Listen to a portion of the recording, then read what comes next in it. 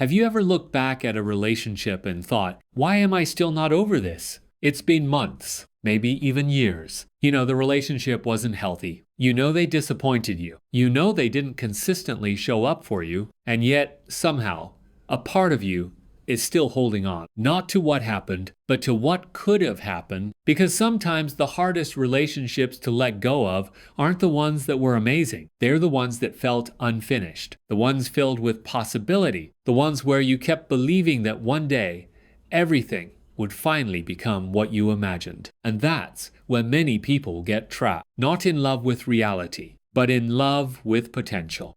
If you've experienced this, you're not alone. Most people assume heartbreak comes from losing a person, but often that's only part of the story. Sometimes you're grieving something much bigger, a future, a dream, a version of life that only existed inside your mind. You imagine the conversations you would eventually have, the growth they would eventually show, the relationship you believed would eventually emerge. And when things end, all of those imagined futures disappear at once. That's why moving on can feel so confusing. Part of you knows the relationship wasn't working, yet another part still feels devastated because you're not only losing who they were, you're losing who you believed they could become. Human beings struggle with unfinished narratives. Our minds naturally want closure. When a story feels incomplete, the brain keeps returning to it. That's exactly what happens when someone shows occasional signs of becoming the person you hoped for. Maybe they were caring sometimes, present sometimes, affectionate sometimes, responsible sometimes. Those moments become evidence. Evidence that the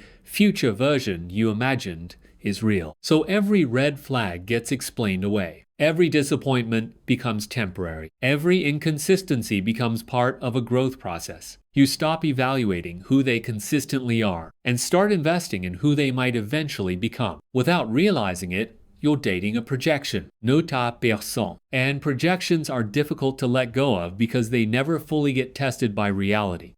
Here's something most people don't realize. Predictable rewards are satisfying. Unpredictable rewards are addictive. Think about a slot machine. You don't know when the reward is coming. That's exactly why people keep pulling the lever. Some relationships create the same psychological pattern. You receive affection, then distance, connection, then confusion, hope, then disappointment. And every small moment of validation feels incredibly valuable because it's inconsistent. Ironically, the less available someone becomes, the more valuable their potential starts to feel. Your brain begins chasing the possibility of